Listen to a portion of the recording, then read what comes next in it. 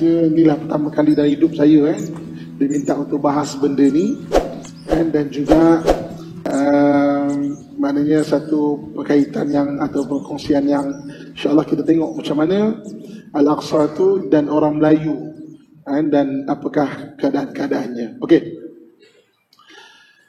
saya nak mulakan dengan peristiwa peperangan Khandaq. Kita mulakan dengan peristiwa peperangan Khandaq yang berlaku pada tahun 5 Hijrah. Perang Khandaq adalah satu perang di mana orang kafir mengumpulkan 10,000 orang dan nak serang Madinah. Jadi Nabi congak, yang boleh berperang di Madinah ketika itu hanya 3,000 orang.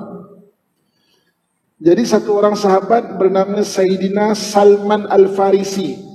Salman Al-Farisi ini berasal dari Parsi. Beliau memberi cadangan kepada Nabi SAW, "Wahai Rasulullah, kami orang Parsi, kalau tak cukup bilangan, kami akan buat parit." Buat parit Jadi Nabi menerima cadangan itu. Jadi kota Madinah tu Nabi buat parit. Parit besar, agak besar. Dan agak dalam ni, kalau kuda masuk tak mudah untuk naik balik. Lebar dia, kalau kuda nak lompat tak lepas, tak mudah untuk lepas. Tak mudah untuk lepas. Jadi peperangan Khandaq ni, para sahabat bergotong royong untuk gali parit ataupun gali Khandaq ni. Khandaq ni maksudnya parit. Dan satu ketika para sahabat memberitahu Nabi, "Wahai Rasulullah, kami sedang gali parit, ada satu batu besar, kami tak mampu nak pecahkan." Maka Nabi SAW meminta segelas air, dan dengan tangan Nabi yang mulia, Nabi tuangkan dekat batu itu. Kemudian Nabi meminta beliung. Beliung ni tukul yang besar. Nabi hayunkan dengan Bismillahirrahmanirrahim. Hayunkan, terkena batu ini, terpercik api. Okey, yang pertama Nabi ucap takbir, Allahu Akbar. Bersungguh-sungguh Nabi ucap takbir. Dihayun untuk kali kedua, terpercik api, Allahu Akbar. Bersungguh-sungguh Nabi ucap takbir. Dan percikan ketiga, Allahu Akbar, Nabi takbir. Dan terpecah batu ini. Jadi selesai batu ini pecah, para sahabat bertanya kepada Nabi SAW, "Wahai Rasulullah, kenapa Tuan bertakbir dengan begitu bersemangat?" Apa kata Nabi SAW? "Percikan api yang pertama, aku melihat kota San'a jatuh ke tangan kamu." Kota San'a ni kota Yaman, keturunan Abrahah, orang yang pernah nak menghancurkan Kaabah. Percikan api yang kedua, aku lihat kota Parsi jatuh ke tangan kamu. Kota Parsi itu satu kerajaan besar juga, dinasti Sasanid, 1000 tahun umur dia, biasa berperang. Percikan api yang ketiga, aku melihat kota Rom akan jatuh ke tangan kamu. Dan kota Rom yang terakhir yang akan jatuh adalah pemimpinnya sebaik-baik pemimpin, pengikutnya sebaik-baik pengikut. Itu 5 Hijrah. Para sahabat waktu itu pun dengar sajalah. Nak logik, tak boleh nak logik kan. Sebab, macam mana nak kalahkan kota San'a, orang yang pernah nak merobohkan Kaabah. Nak tombangkan Parsi, macam mana? Nak tombangkan Rom, boleh ke? Tapi sebab Nabi itu Shadiqul Masduq, dia benar lagi dibenarkan, disebut pasti akan berlaku. Maka berlalu masa tahun 10 Hijrah, Nabi kita Muhammad SAW wafat. 10 Hijrah. Tuan-tuan muslimin muslimat sekalian, 12 Hijrah kota San'a jatuh ke tangan Islam. 14 Hijrah kota Parsi jatuh ke tangan Islam. 17 Hijrah kota-kota Rom jatuh ke tangan Islam. Dan Nabi kalau sebut benda itu memang akan terjadi. Kemudian kota Rom yang terakhir adalah Konstantinopel. So Nabi sebut la tuftihannal Konstantiniyah. Kota Konstantinopel mesti akan tombang. Fala ni'mal amir amiruha wala ni'mal jaish dzalikal jaish. Yang akan menombangkannya dia sebaik-baik pemimpin dan pengikutnya sebaik-baik pengikut. Maka ramai para sahabat pergi ke kota Konstantinopel yang terkenal, rombongan yang diketuai oleh Sayyidina Abu Ayyub Al-Ansari. Sayyidina Abu Ayyub Al-Ansari, sahabat yang Nabi berbesar hati bertamu ke rumah dia ketika peristiwa hijrah. Ketika hijrah, Nabi mula-mula sebelum ada rumah, Nabi duduk di rumah dia. Sayyidina Abu Ayyub Al-Ansari. Syahid dia, makam dia dikebumikan di benteng kota Konstantinopel. Jadi para sahabat cuba tombangkan, tak berjaya. Habis generasi sahabat, anak sahabat pergi pun tak berjaya. Habis anak sahabat, zaman cucu sahabat pergi pun tak berjaya juga. Hadis ini dipegang daripada satu generasi ke satu generasi. Apakah kali ini hadis Nabi tidak benar? Dipegang sehingga 700 tahun. Ketika itu ada satu orang bernama Sultan Muhammad Al-Fatih. Dialah yang memimpin tentera dan akhirnya dapat menombangkan kota Konstantinopel. Dan ditukar nama Konstantinopel menjadi nama Islam selama-lamanya. Dalam bahasa Turki dipanggil Istanbul, Islam untuk selama-lamanya. Dalam dunia ni ada dua kota diberi nama Islam untuk selama-lamanya. Yang pertama Istanbul, iaitu Turki, Konstantinopel. Yang kedua Islamabad, Islamabad Pakistan, Islam untuk selama-lamanya. Ketika Qaid Azam Ali Jinnah berjaya membuat negara Islam, dulu India semua, dia berjaya membuat negara Islam, diberi nama negaranya Pakistan. Paki itu suci, tan adalah tanah. Tan ni tanah Uzbekistan, tanah Uzbek. Kyrgyzstan, tanah Kyrgyz. Pakistan, tanah suci. Kelantan, tanah Kelantan. Itu kita lah, tak ada maksud, kebetulan nama dia. Okey. Jadi apabila Ali Jinnah memberi nama negaranya Pakistan, India menggelarkan negaranya sebagai Hindustan, tanah Hindu. Kita dengar lagu Hindustan, lagu Hindustan. Maksud Hindustan adalah tanah Hindu. Sebab Ali Jinnah menamakan Pakistan tanah suci. Dan diberi nama bandarnya Islamabad, Islam untuk selama-lamanya. Jadi kita cerita balik kepada kota Konstantinopel tadi. Kota Konstantinopel Muhammad Al-Fatih tukar kepada Istanbul, Islam untuk selama-lamanya. Jadi tuan-tuan sekalian, yang saya nak tekankan dekat sini apa dia? Nabi itu dalam Quran Allah sebut wa ma yantiqu anil hawa in huwa illa wahyu yuha. Nabi tidak bercakap dengan hawa nafsu, dia bercakap dengan wahyu. Maknanya apa yang Nabi sebut mesti akan berlaku. Nabi sebut mesti akan berlaku. Jadi tuan-tuan muslimat rahmat Allah sekalian. Okey. Banyak lagi lah hadis-hadis. Cuma saya nak petik satu je lah, iaitu di akhir zaman. Di akhir zaman nanti yang akan menyemarakkan kebangkitan Islam adalah daripada keturunan anak-anak timur. Yang akan menyemarakkan kebangkitan Islam daripada keturunan anak-anak timur. Oleh kerana perkataan ini disebut di Madinah, timur Madinah mana? Wallahu a'lam. Mungkin India, Pakistan, itu timur Madinah. Mungkin Nusantara kita, itu timur Madinah. Mungkin China, itu timur Madinah. Mungkin Jepun, itu timur Madinah.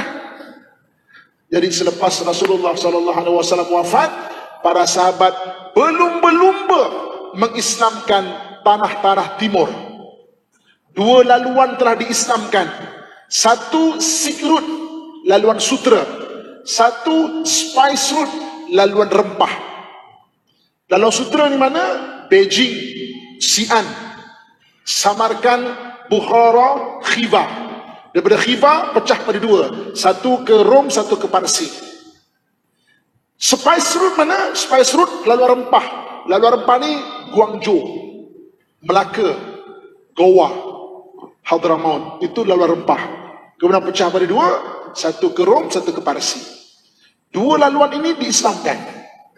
Jadi kita adalah laluan rempah. Kita adalah Spice Road. Nusantara adalah Spice Road. Mereka berlumba-lumba mengislamkan bangsa-bangsa timur. Sebab yang akan menyemarakkan adalah anak-anak daripada timur ini, tuan-tuan sekalian. Dan kita jumpa banyak makam sahabat. Di Guangzhou, di Guangzhou China ada satu makam sahabat. Namanya Abi Waqqas. Dia adalah adik kepada Sayyidina Sa'ad bin Abi Waqqas. Sayyidina Sa'ad bin Abi Waqqas dimakamkan di Madinah. Adik dia. Di depan makam tu tertulis kata-katanya. Kami datang ke negeri China untuk mengislamkan China. Kami tidak akan pulang lagi ke negara Arab. Satu antara 2 pasti akan berlaku. Sama ada kami syahid di bumi China atau Islam tersebar di bumi China.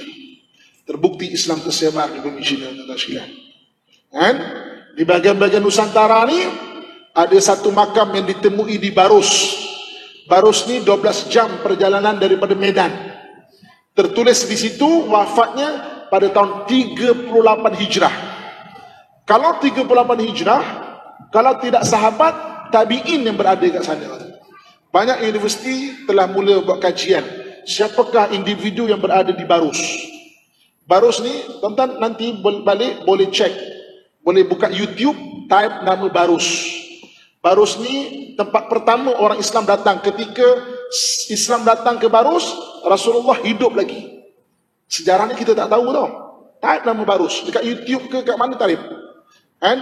Orang Arab pergi ke Barus selain daripada menyampaikan Islam, tapi bukan sebuah kerajaan, baru keluarga-keluarga, mereka mengambil satu bahan terbaik memandikan mayat, iaitu kapur barus.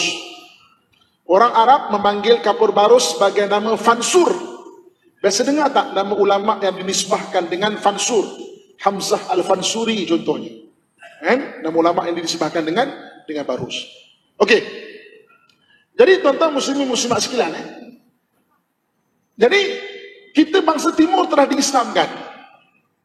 Orang Yahudi dan orang Nasrani, mereka tahu hadis ini dan mereka percaya. Mereka percaya. Sebab itu tuan-tuan sekalian, dari dulu mereka cuba kafirkan balik bangsa timur. Tengok sejarah dulu. Mereka cuba kafirkan balik bangsa timur. Mereka serang negara-negara timur. Sebab daripada anak keturunan timur akan lahir orang yang akan menyemarakkan Islam di akhir zaman. Mereka serang, tuan-tuan sekalian. Kemuncaknya peperangan salib pada kurun ke-11. Perang salib pada kurun ke-11, mereka kalah. Perang salib kurun ke-11, mereka kalah. Mereka cuba kafirkan bangsa-bangsa timur. Perang salib mereka kalah. Dan tuan-tuan sekalian, daripada kekalahan tentera salib, mereka mempelajari satu benda. Apa dia? Orang Islam tidak dapat dikalahkan dengan senjata. Kerana dalam Islam ada ajaran mencintai akhirat lebih daripada mencintai dunia. Kita Islam mencintai kematian lebih daripada mencintai kehidupan. Sebab mati adalah kehidupan sebenar kita. Jadi orang kafir belajar satu benda. Orang Islam tak boleh nak dikalahkan dengan senjata. Jadi kurun ke-11 mereka maknanya wujudkan satu grup dipanggil Orientalis. Orientalis ni orang yang belajar mengenai bangsa-bangsa Muslim dan nak rosakkan daripada dalam. Ini Orientalis. Start kurung ke-11 Start kurung ke-11. Jadi tuan-tuan muslimin muslimat sekalian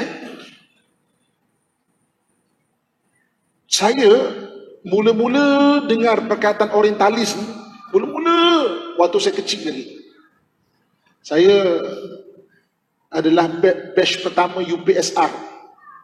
Boleh agaklah umur saya berapa Batch pertama UPSR. Sebelum saya adalah penilaian darjah 5. Okey, ibu abang penilaian darjah 5 Jadi dengan izin Allah, keputusan tu baik sikitlah. UPSR saya baik. Batch pertama dan UPSR alhamdulillah bagus. Dapat tawaran asrama penuh. Arwah ayah saya tak hantar saya asrama penuh, dia hantar saya asrama penuh sungguh. Asrama penuh sungguh ni mana? Pondok asrama penuh sungguh. Nak tidur pun tak muat. Lambat balik penuh kurau lah, penuh sungguh. Saya mula-mula dengan perkataan orientalis ketika di pondok. Guru saya ajar kitab sambil-sambil mu kena ingat ni, guru orang Kelantan. Di luar sana ada satu grup nama orientalis nak rosakkan Islam daripada dalam. Mu kena ingat benda ni. Mu jaga Islam molek sikit. Saya faham orientalis apa tu? Kita kecil lagi, budak-budak lagi. Kan?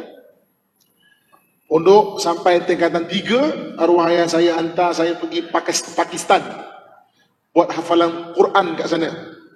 Sekarang tak perlu hantar jauh-jauh kat Malaysia banyak dah sekolah tahfiz yang bagus. Ini kita cerita tahun 80-an. Nak cari sekolah tahfiz yang bagus susah. Arwah ayah saya hantar saya pergi Pakistan. 3 tahun kat sana, hafal Quran, hafal hadis, balik baru dia kata, okey, sekarang kau mulakanlah perjalanan akademik kau. Abah dah bagi asas selama 7 tahun. Dia berarti kata 1 sampai umur saya 18, sampai umur saya 17. Saya ambil SPM lambat pergi belajar. Abah dah bagi asas kau 7 tahun, bermulalah perjalanan akademik kau. Saya pun ambil SPM, kemudian masuk universiti, degree pertama saya Universiti Malaya, Syariah dan Undang-Undang. Habis saya belajar, waktu tu Al-Azhar sedang bagi twinning program. Saya ada dah BA, saya pergi satu college yang ada twinning program, saya kata saya ada dah BA lah. Saya ingin masuk Azhar. Masuk sana lulus, masuk Azhar tahun akhir terus. Balik-balik, ambil master pertama saya, master kedua UIA. Dengan izin Allah kita tengah mau PhD Di universiti saya tak dengar perkataan orientalis. Tak dengar pun. Saya dengar pertama di pondok tak pernah dengar pun. Jadi konflik You ke ada orientalis tak pernah dengar pun. You ke.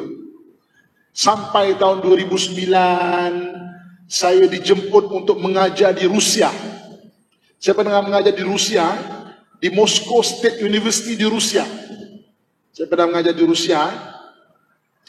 Jadi sampai di sana tuan-tuan sekalian, saya jumpa sungguh grup orientalis.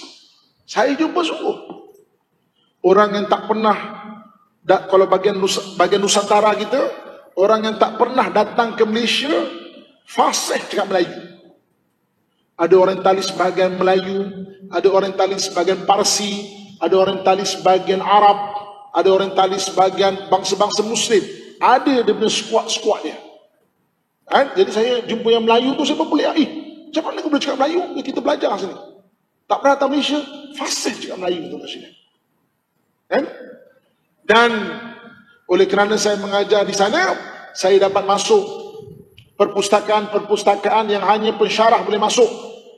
Rupa-rupanya dekat St. Petersburg ada 13 manuskrip Melayu yang tak ada kat mana-mana tempat.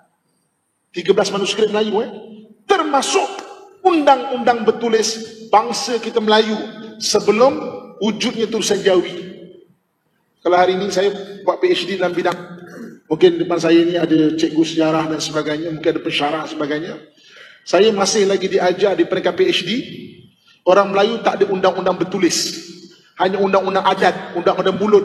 Sampai kedatangan Islam, barulah ada undang-undang kanun Melaka lah, kanun apa nama Perak lah, undang-undang 99 Perak lah, baru ada undang-undang bertulis. Tapi saya jumpa undang-undang bertulis bangsa kita Melayu sebelum wujud tulisan Jawi lagi. Kan? Nama tulisan tu aksara, tulisan macam tulisan Thailand tapi bunyi Melayu. Siapa mencuri didenda 2 tahil emas, bunyi Melayu.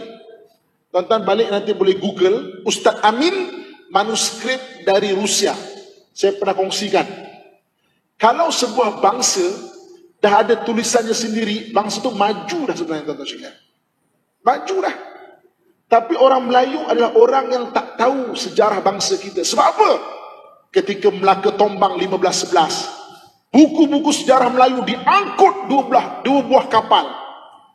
Dan mereka kata kapal itu tenggelam di lautan. Orientalis yang tulis mengenai bangsa kita. Cuba cek sejarah.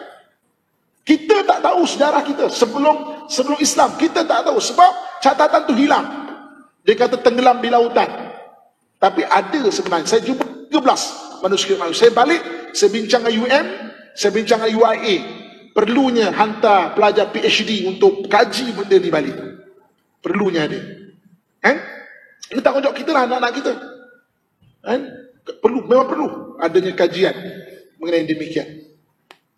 Jadi tuan-tuan sekalian, kurun ke-11 memang mereka wujudkan satu skuad, dipanggil skuad orientalis.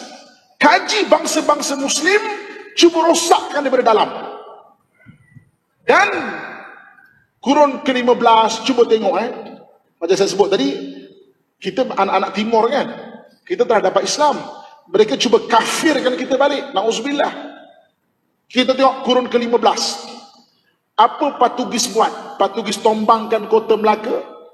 Anak-anak kita tingkatan 3 belajar sejarah. Kenapa Patugis datang? Dengan operasi 3G. Gold, Gospel, dan Glory. Itu anak kita belajar sejarah. Nakkan kekayaan daripada Nusantara, nak kafirkan Gospel, kafirkan bangsa-bangsa Muslim Nusantara, dan Glory, nak angkut kekayaan-kekayaan kita. Ini anak kita sejarah pun belajar. Kan? Melaka Tombang, Spanyol datang ke Filipin. Filipin tu tanah Islam, orang Melayu Islam Filipin. Kan? Kota Manila, asal nama kota itu Fi Amanillah, dipimpin oleh Sultan Sulaiman yang syahid dengan Spanyol. Kemudian dipimpin pula oleh Sultan Kudrat daripada Mindanao. Kan? Nama Filipin berasal daripada Raja Philip yang kelima, Raja Philip yang memerintah Spain waktu itu. Ditukar nama. Kemudian Spanyol datang ke Brunei, hancurkan Brunei, tetapi ditentang oleh orang Melayu Brunei. Dalam peperangan yang cukup masyhur, dipanggil Perang Kastila. Perang Kastila.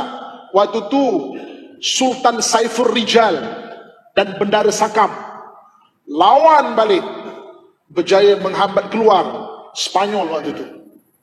Jadi mereka datang untuk kafirkan bangsa-bangsa timur. Kenapa tuan-tuan sekalian? Sebab Nabi sebut, anak-anak timur ini yang akan menyemarakkan kebangkitan Islam. Dan benda itu tak terhenti di situ. Berterusan sampai kurun ke-19, sampai sekarang pun benda itu tetap berlaku. Sebab itu benda itu bukan khayalan atau mitos mata-mata. Saya bawa orang pergi Palestin tiap-tiap bulan, hampir tiap-tiap bulan, tuan silan. Kita dah ada tim kita, tak mesti tiap-tiap bulan saya pergi, tapi tiap-tiap bulan ada rombongan kita. 2013 rombongan daripada Malaysia, Padri Malaysia pergi ke Palestin, buat persidangan di sana, buat satu resolusi, dipanggil Decree from Jerusalem, 8 muka surat, macam mana nak kuatkan Kristian Nasrani di Malaysia, macam mana nak lemahkan Islam. Saya bukan ahli politik yang saja nak buat cerita, tak. Itu 2013 punya cerita.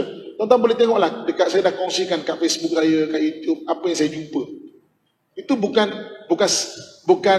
mitos, bukan sayuk cerita. Saya jumpa kat sana, tuan-tuan sekalian. Ini dia. Jadi tuan-tuan sekalian, main dia adalah, kita orang Melayu adalah orang yang tak tahu sejarah kita. Dan yang tulis sejarah kita adalah orientalis yang tulis. Sebab tu dia tulis orang Melayu malas lah, orang Melayu tak berjaya lah, tak pandai berniaga lah, itulah ini. Itu mereka tulis. Dan sebab kalau nak rosakkan satu pokok, rosakkan akarnya. Nak rosakkan satu bangsa, rosakkan sejarahnya. Ini berlaku kat Palestin. Anak-anak di Palestin tidak dilarang untuk belajar sejarah Palestin. Orang Palestin tak tahu sejarah mereka. Orang dalam Palestin, saya tanya kan, sejarah Aqsa mana? Kami anak-anak haramkan belajar. Kalau kau tanya, what is capital of Zimbabwe? Dia lebih tahu lagi sejarah Zimbabwe daripada Al-Aqsa sendiri. Apa berlaku orang Melayu Patani? Orang Melayu Patani dilarang belajar sejarah Patani. Kita orang Malaysia lagi tahu sejarah Patani daripada orang Patani sendiri. Sebab nak rosakkan satu bangsa, rosakkan sejarahnya. Dan itu yang sedang berlaku kepada kita, tuan-tuan sekalian. Jadi muslimin dan muslimat yang dirahmati Allah sekalian, sejarah kita tak tahu. Okey? Jadi maknanya sejarah kita ditulis orang orientalis yang tulis mengenai kita, dan dia cuba suruh kita percaya orang itu lemah lah, itulah inilah, dan kita percaya kita balas yang lemah lah apa semua. Sebab apa? Kita bangsa Muslim. Kita bangsa Muslim dan bangsa Muslim yang pernah disebut sebagai orang yang akan menyemarakkan besok kebangkitan di akhir zaman. Muslimin dan muslimat yang dirahmati Allah sekalian. Okey, itu baru mukadimah tau. Ini baru masuk tajuk ni. Ini baru masuk pasal Al-Aqsa. Itu tadi baru mukadimah tu. Dah 1 minit lagi Ini baru mukadimah ni. Okey. Saya nak cerita sejarah Al-Aqsa. Saya cerita sejarah Al-Aqsa. Okey. Catatan bertulis hubungan orang Melayu kita, catatan bertulis yang ada adalah kurun ke-16. Okey, tuan-tuan muslimat rahmatullah sekalian kan. Kita sedang bincang Al-Aqsa dan kaitan dengan tanah Melayu Okey. Tadi itu mukadimah dia. Mukadimah tu main dia adalah kita adalah orang yang hilang sejarah kita. Dan ketika Portugis datang ke Melaka, 2 buah kapal Flor de Lima penuh dengan buku-buku sejarah.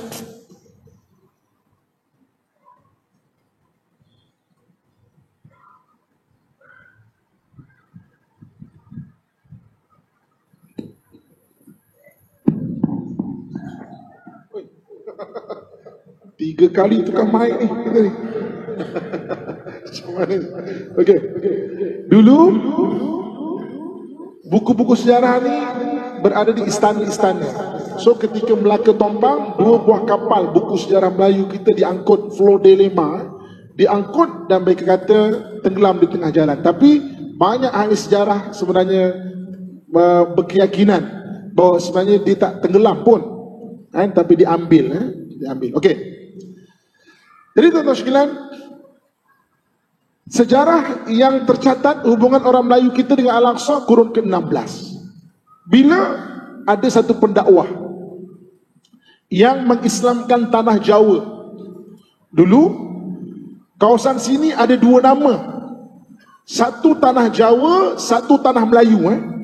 Bagian-bagian Sumatera, kalau tuan-tuan pergi Jambi, pergi mana, mereka memang tulis sejarah ulama Melayu Jambi.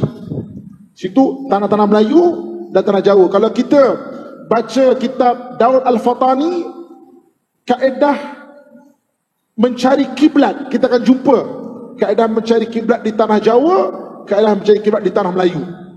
Dan itu Nusantara. Nusantara.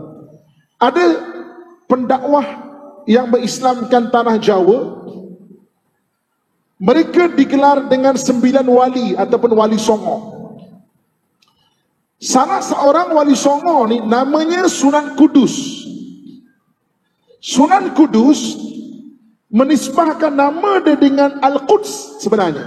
Dia bukan nama asal dia, Sunan Kudus. Dia adalah orang yang biasa bawa orang Melayu kita pergi ke Masjid Al-Aqsa. Al-Aqsa, Mekah dan Madinah. Dan Sunan Kudus, rumah dia, madrasah dia dan masjid dia, batu asas daripada Al-Aqsa. Batu saya kalau pergi Al-Aqsa, Kan? Saya akan dengan jemaah-jemaah saya kata ambillah batu Al-Aqsa. Ambil, bukan idea asal daripada saya, daripada Sunan Kudus. Kalau nak buat rumah ke apa, buatlah sebagai batu asas. Kan? Tapi nak ambil batu ke Al-Aqsa, saya kata ada dua syarat. Syarat yang pertama, itu hanya batu saja. Sama je batu kat kita sini. Kan? Jangan buat khurafat. Batu je. Cuma Allah sebut tanah situ alladzi barakna haulahu, yang kami berkati sekeliling dia. Tapi itu batu saja. Kan? Itu urusan Tuhan yang mungkin nak menilai tanah itu. Tapi kita ambil, jangan buat khurafat lah. Janganlah buat batu cincin kemudian malam-malam memuja Hegel. Jangan. Itu syarat yang pertama saya kata. Dan syarat yang kedua saya kata, kalau nak ambil, janganlah ambil besar-besar, ambil kecil-kecil. Kalau ambil besar-besar meja ni, kita kapal terbang hanya ada 30 kilo je, kan? Nanti tak lepas kapal balik. Kecil-kecil juga, kecil-kecil, kan? Okey, itu Sunan Kudus. Sunan Kudus adalah orang yang bawa orang Melayu kita pergi Al-Aqsa. Jadi hubungan orang Melayu kita dengan Al-Aqsa, catatan bertulis kurun ke-16. Maknanya lama tuan-tuan sekalian, kurun ke-16. Okey. Kemudian ada satu lagi. Apa dia tuan-tuan sekalian? Kurun ke-11 pula. Ni kurun ke-11 pula. Ni kurun ke-11 pula. Iaitu ada satu pahlawan Islam. Nama pahlawan Islam ni Syekh Nuruddin Mahmud Az-Zanki. Syekh Nuruddin Mahmud Az-Zanki. Syekh Nuruddin Mahmud Az-Zanki, pahlawan Islam ni. Dan pahlawan Islam ini, dia cukup berjasa kepada kita semua. Kerana apa? Dia adalah orang yang menyelamatkan jasad Nabi SAW daripada dicuri oleh orang Yahudi daripada Maghribi. Jasad Nabi, tuan-tuan sekalian, 2 kali pernah nak dicuri. Sekali kurun ke-11, iaitu oleh 2 orang yang menyamar. Dia menyamar jadi orang alim daripada Maghribi pada orang Yahudi. Kan? Jadi dia gali lubang daripada rumah dia sewa satu rumah, gali dah sampai ke makam Nabi dah. Jadi Nabi datang ke dalam mimpi Syekh Nuruddin Mahmud Az-Zanki, tengok aku, selamatkan aku daripada 2 orang ini.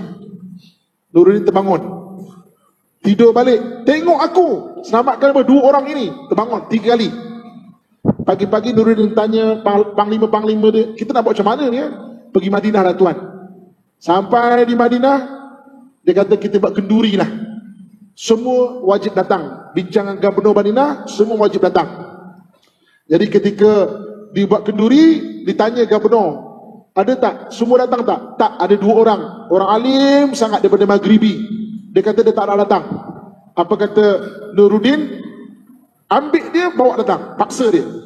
Ketika dibawa datang, Nuruddin kenal, oh ini yang ditunjuk oleh Nabi dalam mimpinya. Maka Nuruddin kata, pegang dia, dan dia pergi ke rumah. Tengok-tengok rumah tu, dah ada lubang dah. Lubang sampai ke makam Nabi SAW. Ini jasa Syekh Nuruddin Mahmud Az-Zanki. 2 kali jasad Nabi pernah nak dicuri. Pertama oleh Syekh Nuruddin, pertama oleh orang Yahudi daripada Maghribi. Yang keduanya, iaitu oleh Alfonso Albuquerque yang menombangkan kota Melaka. Tuan-tuan tak perlu ada buku-buku sejarah besar-besar, pergi tengok Google. Saya tengok dah ada orang masukkan dekat Google, type Albuquerque itu punya biadab, dia antara orang yang pernah nak merancang curi jasad Nabi SAW.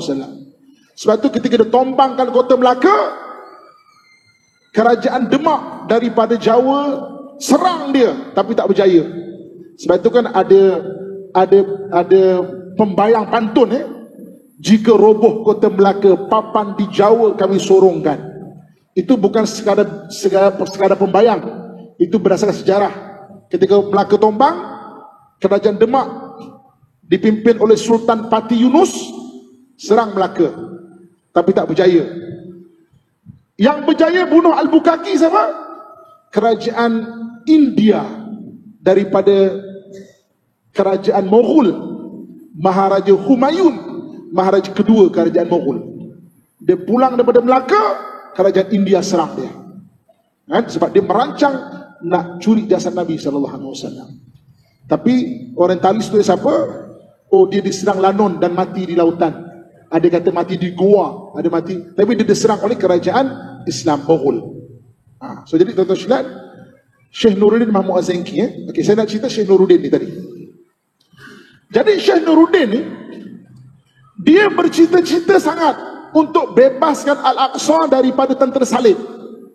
Bebaskan Al-Aqsa daripada tentera salib, bercita-cita sangat.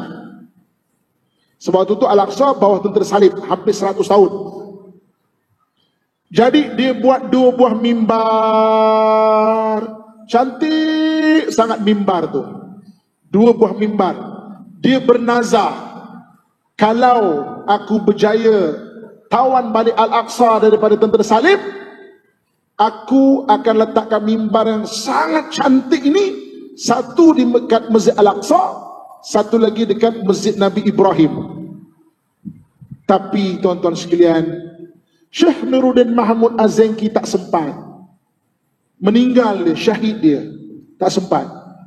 Maka perjuangannya itu diteruskan oleh anak muridnya, Salahuddin Al-Ayyubi. Tuan-tuan kenal nama Salahuddin Al-Ayyubi?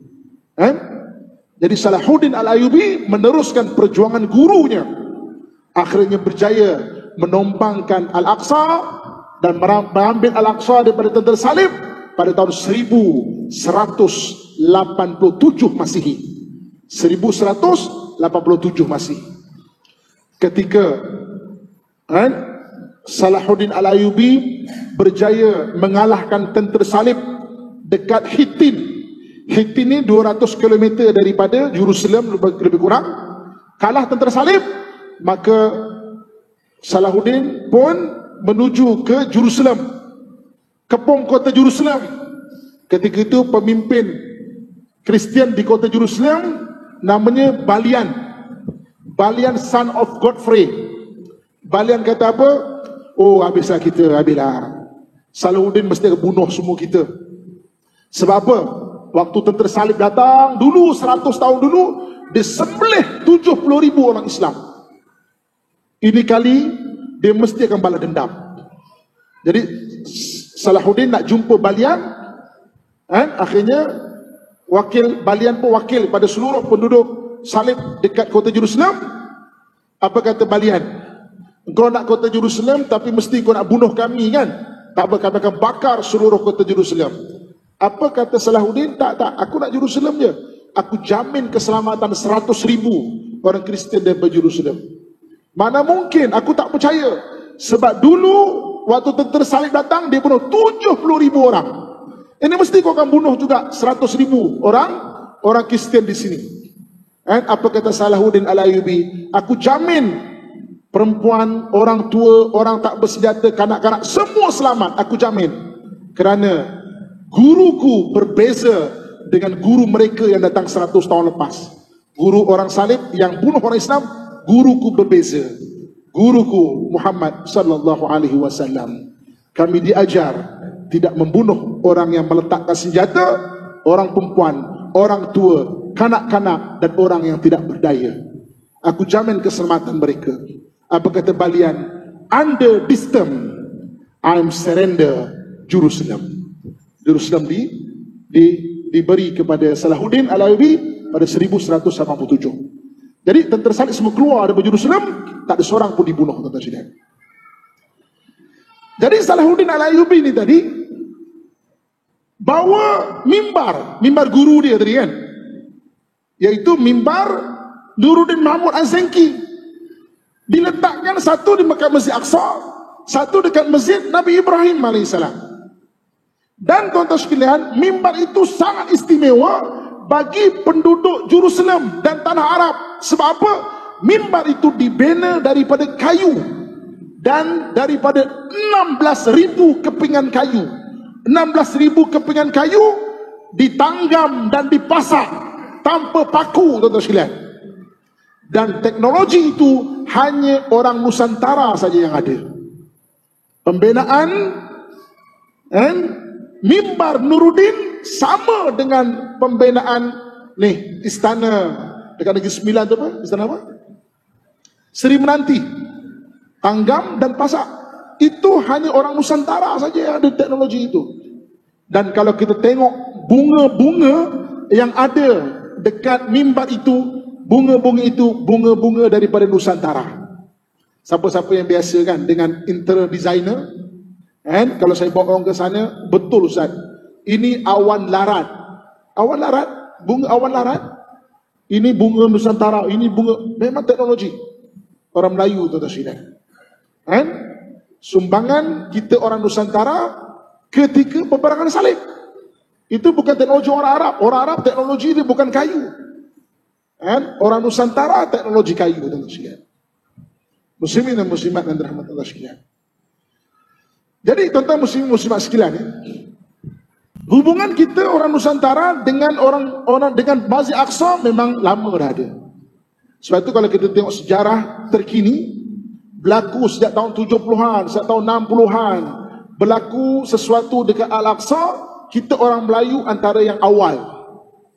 Saya 2012, peperangan besar dekat Gaza. Dekat Gaza, TV, saya ada dekat situ, saya ada dekat Jerusalem. TV Israel keluar tau. Yang bantu Gaza ni, pertama Malaysia, yang keduanya orang Eropah. Malaysia, satu negara. Mana orang Melayu kita? Yang awal, antara yang pergi awal. Jadi di dalam darah kita ni mengalir orang yang ada kaitan Al-Aqsa lama dah, tuan-tuan sekalian. Bab yang terakhir saya nak kongsikan. Okey. Dekat bawah Al-Aqsa ada satu perpustakaan lama. Namanya Maktabah Hittiniyah.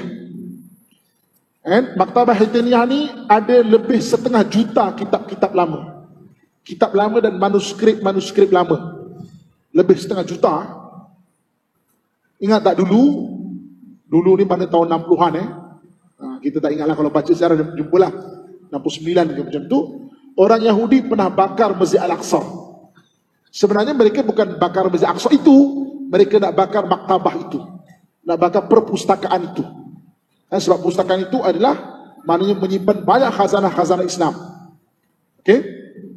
Saya kalau pergi Al-Aqsa, tuan-tuan sekalian, dan jemaah yang saya bawa, penjaga maktabah tu kalau tengok kita dan dia percaya, dia bagi kitab.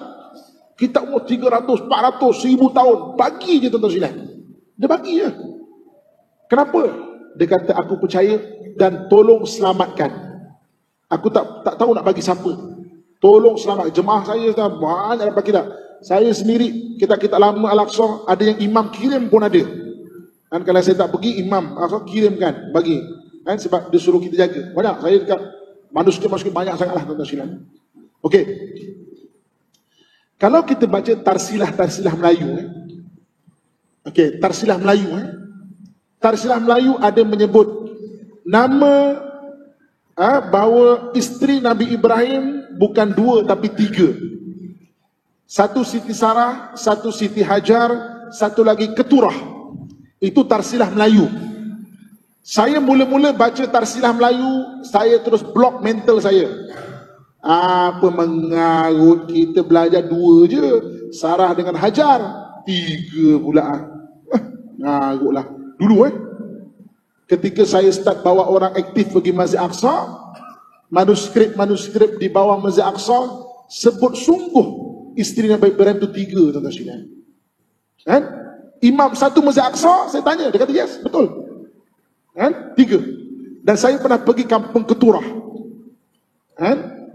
Siti Sarah orang Palestin, Siti Hajar orang Mesir. Sebab itu dia panggil Hajar Masriyah. Siti Hajar orang Mesir. Orang Mesir bangga ada 2 orang perempuan yang jadi isteri Nabi. Satu isteri Nabi Ibrahim, Hajar. Satu isteri Nabi kita Muhammad SAW, iaitu Maryah Kibtiyah. Okey, kampung Keturah ni, Keturah dia orang laut. Keturah orang laut. Dia punya kampung dengan Ilan. Okey. Jadi tarsilah Melayu sebut, tarsilah Melayu Siti Sarah lahir bangsa Arab. Siti Sarah lahir Bani Israel. Siti Sarah lahir Bani Israel. Siti Hajar lahir bangsa Arab. Dan Keturah lahir bangsa Melayu. Saya blok tau. Apalah kan. Tak boleh dengar pun kan. Kalau benda tu betul, wallahu a'lam. Kalau benda tu tak betul, atuk kita terror sambungkan sejarah tu. Kalau tak betul kan, atuk kita terror tau sambungkan sejarah. Boleh gabungkan kan. Orang Melayu daripada keturah daripada Nabi Ibrahim.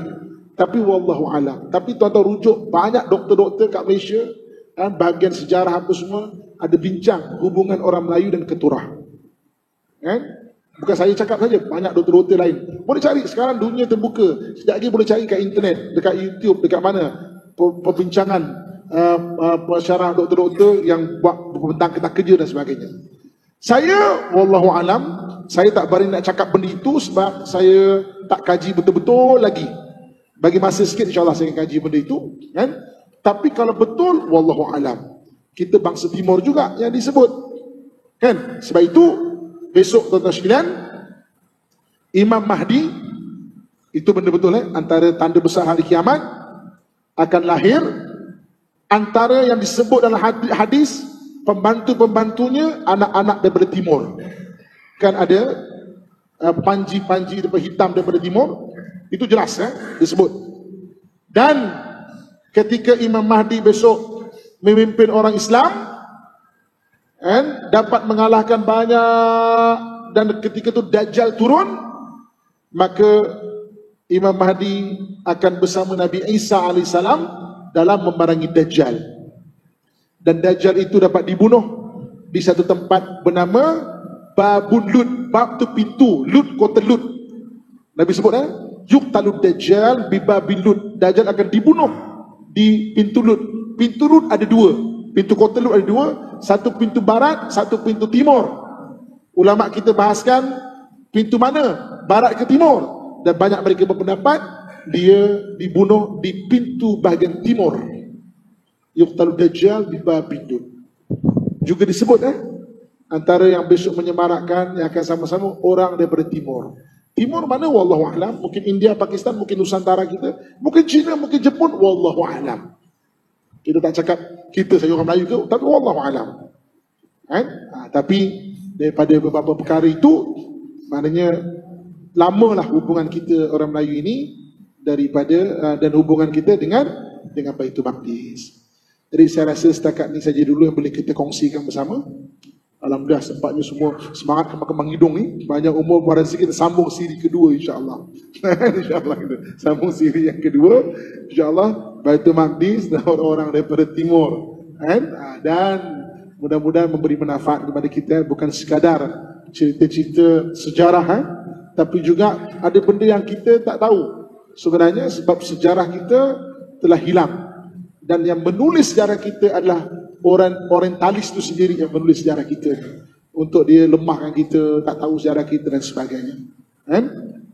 Imam Al-Aqsa selalu sebut kat saya pasal benda-benda orang timur ini. Dia kata kau ni daripada timur jauh, kau memang orang jenis baik tau. Dan memang dalam hadis pun Nabi sebut kebangkitan itu daripada sana. Kau bawa lah orang seramai mungkin datang kemari, menjadi orang yang maknanya biasa dengan Masjid Al-Aqsa ini. Dia kata, kami orang Arab ni orang keras. Nabi datang pun tak beriman. Nabi datang tu tunjuk mujizat. Nabi datang tunjuk mujizat pun tak beriman. Kamu Nabi tak perlu datang sampai ke sana. Pendakwah datang cerita berislam kamu. Memang kamu ni orang yang lembut. Kata Imam Al-Aqsa, kata saya. So berfikir betul juga kan. Kita pendakwah datang tau, pun Islam, pendakwah je datang. Tak perlu Nabi. Malahan ada orang mengaku Nabi pun ada orang percaya. Orang timur ni kan. Bukan saja Nabi, ada yang ngaku Nabi pun boleh percaya. Orang timur kita orang kan. Punya lembut kita, lembutnya boleh percaya ngaku Nabi. Ada kat Malaysia, ada orang mengaku Nabi kan. Kena tangkap, dah lah saya letak jawatan lah jadi Nabi. Pun percaya. Itu dia tuan-tuan. Tapi siapa tahu kan, dalam darah kita mengalir benda-benda yang dihadiskan oleh Nabi SAW. ataupun disyarat Nabi SAW. Wallahu a'lam bishawab. Yang baik datang daripada Allah Subhanahu wa taala, yang kurang dalam bahasa kelemahan diri saya sendiri, saya minta ampun dan maaf. Aku qauli ma sami'tum astaghfirullah li wa lakum wa lisairil muslimin fa ya fawzal mustaghfirin wa ya najatat taibin. Assalamualaikum warahmatullahi wabarakatuh. Sekian, kita akhirkan doa insyaAllah. A'udzubillahi minasyaitanirrajim. Bismillahirrahmanirrahim. Alhamdulillahi rabbil alamin. Wassalatu wassalamu ala asyrafil anbiya'i wal mursalin wa ala alihi wa sahbihi ajma'in. Ya Allah, ya Tuhan kami, kurniakan kekuatan keimanan kepada kami, ya Allah, seperti mana yang telah Kau berikan kepada Nabi-Mu Ibrahim, ya Allah. Berikan kepada kami kesembuhan di dalam penyakit kami, ya Allah, seperti mana yang telah Kau berikan kepada Nabi-Mu Ayub, ya Allah. Kurniakan kepada kami jalan keluar bagi segala permasalahan kami, ya Allah, seperti mana yang telah Kau berikan kepada Nabi-Mu Yunus, ya Allah. Berikan kepada kami kemurahan rezeki yang halal, ya Allah, seperti mana yang telah Kau berikan kepada Nabi-Mu Sulaiman, ya Allah. Ya Allah, ya Tuhan kami, berikan kepada kami bantuan di dalam apa yang kami usahakan, ya Allah, seperti mana yang telah Kau berikan kepada Nabi-Mu Musa, ya Allah. Kurniakan kepada kami ketabahan di dalam segala ujian hidup kami, ya Allah, seperti mana yang telah Kau berikan kepada Nabi-Mu Isa, ya Allah. Ya Allah, ya Tuhan kami, kurniakan kepada kami kasih sayang-Mu, ya Allah, dan keredaan-Mu dalam kehidupan kami, ya Allah, seperti mana yang telah Kau berikan kepada junjungan kami Muhammad, ya Allah. Berikan kepada kami keluarga yang bahagia, anak-anak yang soleh dan soleha, ya Allah, seperti mana yang telah Kau berikan kepada Sayyidina Ali dan Siti Fatimah, ya Allah. Ya Allah, ya Tuhan kami, kurniakan kepada kami dan yang hadir pada hari ini keselamatan-Mu, ya Allah. Hindarkan kami dari segala mara bahaya, ya Allah, dari hasad dengki manusia yang menghasad, ya Allah, dari kezaliman manusia yang jahat, ya Allah, daripada gangguan jin dan syaitan, ya Allah, daripada penyakit yang berjangkit, ya Allah, daripada perkara yang tidak mampu kami tanggung, ya Allah.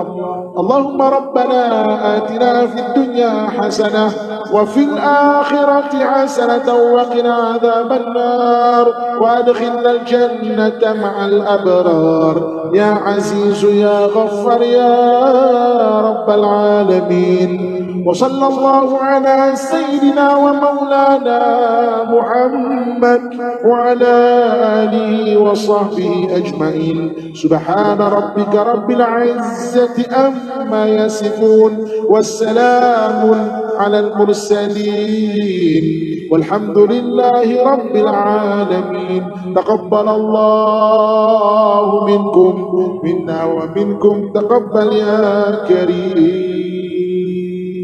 Alhamdulillah.